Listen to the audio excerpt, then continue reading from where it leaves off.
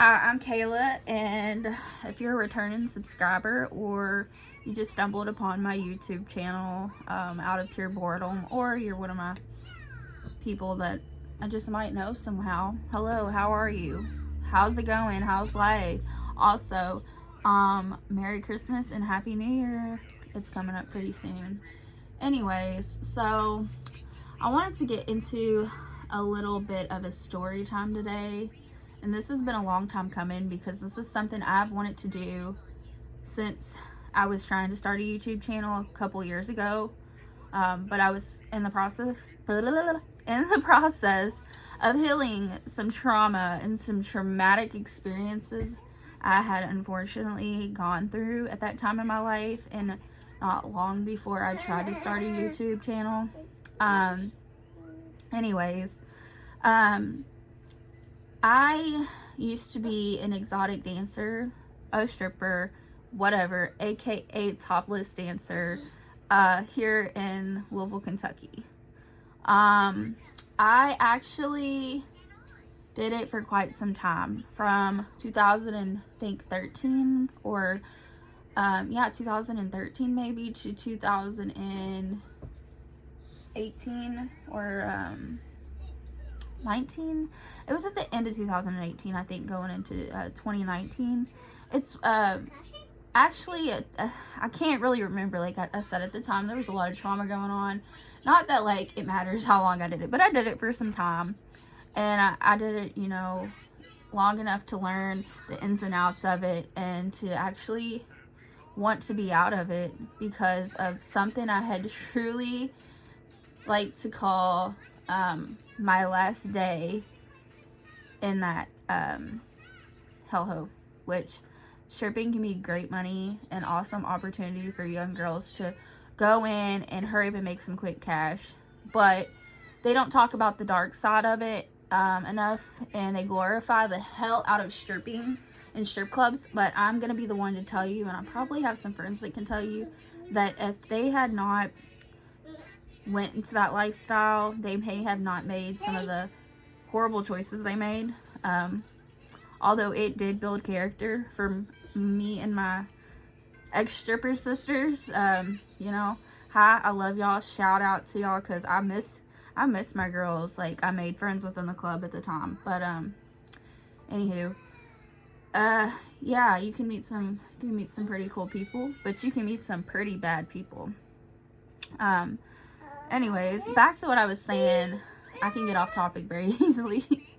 I had my last day in the club a couple years back, and it was weird because a lot of things just like randomly happened after that, and it was like, okay, it was my time to go, whatever. There's a time for things in your life, and that season of my life was over, thankfully. But my last night in the club, something very traumatic happened to me, and it was hard for me to talk about for a while because I just thought, oh, that couldn't happen to me, but it did. So at the time, I was working in a club that was on something we call 7th Street here in Kentucky, Louisville, Kentucky. I'm not saying the club's name because it's not really the club's fault that it happened per se, but this is just saying what can happen. It was kind of a shady place to work in the the part of town it was in. It's close to downtown, but not exactly downtown. But you get some shady characters in there, and let's just say you get some strange out-of-towners too.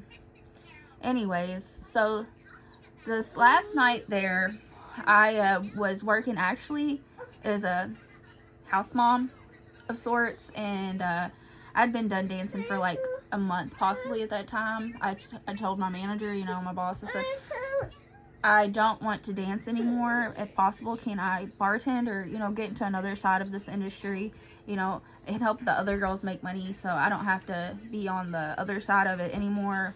And yeah, so that happened. That night, I was actually literally taking care of the club, taking care of the girls, and making my drinks, grabbing my drinks for everybody. you know, and I was just running the bar, bartending, you know. Made great money doing bartending alone in the club. Don't get me wrong. But that night, I had this guy come in. Middle-aged white man. Probably, you know, somebody would look at and think, oh, he's harmless. But he had gotten belligerent drunk, and I'd stopped serving him. Well, I'd gone on to be like, hey, you know, he propositioned some other girls to go in the back with him. He got one in the back with him. Well, she went in the back, and they came back out. He wasn't satisfied, so he asked me, he said, hey, you know, you're one of the better looking girls here. Not to toot my own horn, but at the time I was working with some. At that night, there was not a lot to choose from. I'm not saying I was the prettiest girl there, but I was not showing my butt, so that night I was actually fully dressed, and he wanted to see more of me. And so he liked the mystery, and the mystery is what gained my money that night, which was not worth. My 2-year-old is crazy. Anyways, it didn't end up being worth it. I did get offered, he said, how much can I offer you to come out from behind the bar? And I was like, well, it would be a pretty high price considering I don't dance anymore, and I don't plan on going back to dancing, and that I just want to, you know, be behind the bar and not deal with that stuff anymore. I said, it's nothing against you, it's just I've done this for quite some time, and I'm kind of over it. So, anyways, he propositioned me after he came back out from, you know, with the other girl, whatever. And when he said, how much could I pay you to get you from behind that bar? It was a steep price. But I said it would be at least starting at $3,500 an hour in the VIP room. And I'm not doing anything sexual. I'm going to let you know up front. I'm not one of them girls, because there are girls, and I mean girls, not hustlers. They're not hustlers. They're actually just, they're prostitutes that come in the club looking for Johns to, you know, either take home or sleep with in there, because they're either being pimped out by the club or they have a pimp at home waiting on them, or to come out from work and give them their money. Which is silly, because then they're giving the club their money and their pimp their money, which I don't understand that. But I told this guy, I'm not doing what other girls do back there. Take it or leave it. I'm letting you know up front. I will get nude back there, but that is all. I'm not going no further than getting nude and dancing in front of you. So that's what he agreed upon. So this man hands me his American Express. I slide it on my my computer. I go back there, processes his payment. He signs for it himself, and so he wasn't, you know, he wasn't completely incoherent. But in that situation, it's kind of like the movie Hustlers. You're gonna make your money. Whatever, guys come in, they're drunk. You're gonna make your money off these dirty old men or dirty young men. Who cares? You're gonna make your money off these people, and that's what you're there to do. You're there to hustle. And I was taught by the older generation of dancers, because I started, you know, before a lot of these ones did that were in the club at the time, how to hustle. So when we get back there, whatever, I'm doing the dance. I started getting kind of undressed. Well, he starts kind of like trying to like shove me back in him and starts pulling his belt off. And I'm like, no, dude. No, I pulled his pants back up, put his belt on. I said, don't do it again, or I will walk out of here. Well, all right. So I took a shot. We had drinks back there, because whenever you get that VIP room, which I didn't explain this because I'm kind of all over the place with it. Anyways, when you get back there in the VIP room, you have drinks at most clubs, like, because you paid for that expensive of a room, he paid $3,500. You're gonna get $3,500 worth of service, which we got back there, and there's drinks in the fridge and everything. So I started drinking just to like kind of loosen up and not be so uptight, because if I'm not drinking, I'm not gonna lie, I'm kind of a bitch and I'm uptight, bleep, but it is what it is. I'm not gonna put up with shit. And I told the guy, hey, no bueno, we ain't doing nothing back here. No sex for you. That's all there is to it. I'm not a prostitute. I'm a stripper, baby. You get to fantasize. You get to look. You can't even touch. No. Well, anyways, so while we're back there, I'm getting a little loose, getting a little drunk, you know, whatever. I'm just like, fuck it, I'm having a good time. You can turn on whatever music you want back there. There's an Apple TV, whatever. You know, we was talking, having a good time. Well, all of a sudden, this dude, like, turns on me. Because as I'm in the middle of the dance, he slams me back onto his lap. And I'm kind of drunk, like, to the point, I guess I was not, like, realizing, like, oh, shit, like, what's going on here? I didn't realize he had his pants off. I turned around and all I could feel, like, I could feel this guy's flesh on my bottom. That's why I knew. So I immediately, like, wham, like, elbow dude, jumped up, got pissed off, said, what the fuck? I told you what it was before we got back here. And he was like, you're a bitch. And I'm like, ooh, hold up. So music's loud, right? Music's loud because you're back in the VIP room. The door is shut in this VIP room. The more expensive one gets shut. And I'll tell y'all more about that later. But let's just say that VIP door gets to be shut and locked because it's in the back of the club where the cops don't think to look when they walk in there. It's very hidden for reasons. But, anywho, back to what I was saying. Dude slammed me back onto his lap. I got pissed off. I got up, get the fuck out. Music's really loud. I'm in this fucking room. I turn our music down in our room. Music's loud in the outside where everybody's, you know, dancing, partying, doing whatever. And I start screaming for security, which I had a walkie-talkie back there because they give you a walkie-talkie for safety. But when I tell you I could not find this walkie-talkie to call for help, and I was fucking scared to death because this man started getting violent with me and asking for sex. Actually, demanding sex because he paid $3,500 to go back there. I tell you, I was losing my shit. I done took my heels off. So I'm just screaming like, somebody come back here, blah blah blah blah blah. And you know, things escalated at this point. Dude starts grabbing me up by my neck from behind when I'm sitting there banging on the door. You know, open it, tell him, come on, come back here. Dude grabs me by my throat. Starts choking me like this. And was trying to pull me back on him. Back onto the couch. And I couldn't get off. Like, I couldn't get out. Like, this man was stronger than me. At the time, I was about $120.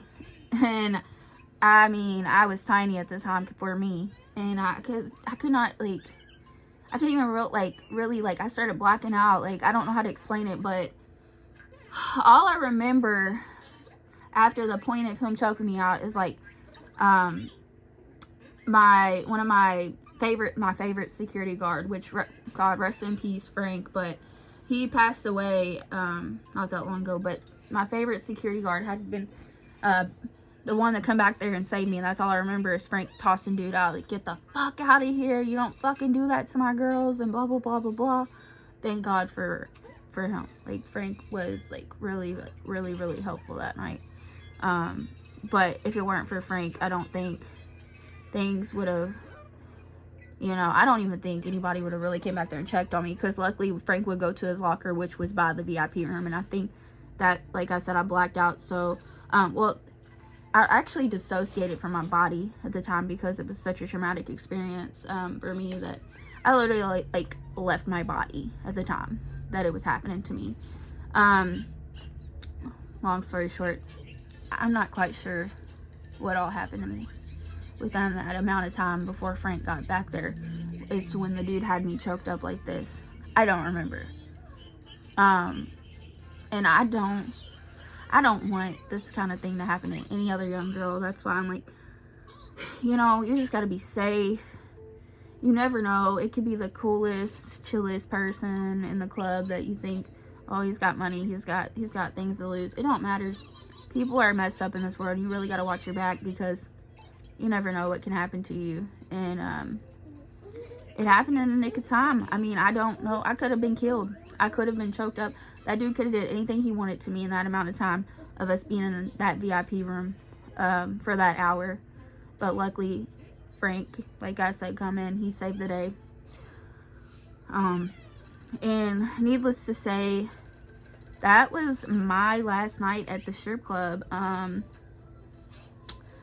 I didn't want to remember much. I just remember I had left the club that night. I got in my car. I had cashed out. Yeah, I made all this money. I literally, you know, he ended up getting kicked out. That was his fault, so I got to keep the money. But I remember leaving the club that night and driving home thinking I never want to experience anything like that again. So I was like, at the time in my mindset, I was like, I'm just going to take a break from this and maybe I'll just go back. Maybe, you know, whatever, I'll go back. Well, and, you know, they say that higher power, there's a God, whatever you want it to be. Well, the universe works in mysterious ways because the only thing that kept me from going back to the strip club, because I did like the money. I did like that, you know, the lifestyle at the time for me fit me for the time being. But the universe knew that only one thing could stop me from going back to that dangerous lifestyle, because girls will go back time and time again just because there's not anywhere else you can go and make that much money and be satisfied. You're never going to be satisfied at a 9-to-5 job after you've been a stripper, and that's all there is to it. That's why a lot of girls get stuck in the industry. But what got me out was me taking a break after that night. Well, that break turned into about a week, and then a month, and then I found out on my on my birthday, actually, that year, that I was pregnant December 8th with my second baby. And I had been wanting a baby for a while because, oh my gosh, she's crazy. She's behind me right now. But anyways, my rainbow baby, because I had miscarried 3 babies before this. And God, or the higher power of the universe, whoever it was, sent me a little angel to stop me in my tracks at that time. Because if it were not for me getting pregnant around that time, I would have definitely probably went back and probably made some similar bad choices or mistakes, because I was basically on a road of destruction at that point in my life. I was even drinking a 5th of whiskey or tequila a night, if not more, every single night I worked. I was on the path of destruction. I did not have anything that I felt like would have stopped me. I did have, you know, I do have Fiona. I do have my oldest daughter, which some of y'all may know. Kylie, sit down, baby. She took her diaper off and is running around right now, which some of y'all may know. Anyways, I have an older daughter, but she would stay at my mom's a lot back then because I was just kind of wild and I was living free, and I knew she was safe, and I didn't really worry back then that she was safe or not because she was with my parents and they're great people. So yeah, I was wild. I did some things, and the only thing that stopped me was being pregnant at the time. And yeah, I could keep going on and on and on, but if y'all want me to, I'm gonna start posting about more stories like this and things, like good things and bad things that had happened to me in my years of dancing, just so y'all can see the bigger picture. But I did have some good and bad times, I won't lie. Sometimes I miss it, but there's no going back after, you know, all this. I'm just a different person now, and thank God I've healed from my past. I'm so grateful to be the person I am today, because without all these experiences and all the trials and tribulations I went through in my life and some crazy stuff happening to me, I don't think I'd be the person I am today. That is why I'm so humble, and nothing rarely gets me down. I might go through depression, but we have mental illness in this family over here, so it just runs through our blood. We cannot help it. It's just genetics, apparently. So, you know, but yeah, so like I said, that's just a little short story of my last night being an exotic dancer, and while I do dream of all that money sometimes and going back, I am completely retired. I can say at 29 years old, and I'll never step foot in that nightmare again. You couldn't pay me to, and I don't care how much money you're making. It doesn't add up when your mental health and your life is on the line. I'm out of breath. So anyways, I hope y'all have a good day. I'm gonna get back to whatever I'm doing, whether that be laying in bed for a couple hours until I decide to go out and do something. I'm probably gonna DoorDash. As y'all know, I DoorDash, and yeah, serve. So I serve tables, so I do a couple different things to make money now. Also, I got OnlyFans, and OnlyFans is completely safe because I am in my own house and I'm not meeting up with people. Girls, anyways, y'all stay safe. Guys, you too. The whole damn community. Stay safe. I love y'all, and please come back and watch more of my YouTube videos because I'm going to be posting a lot more content.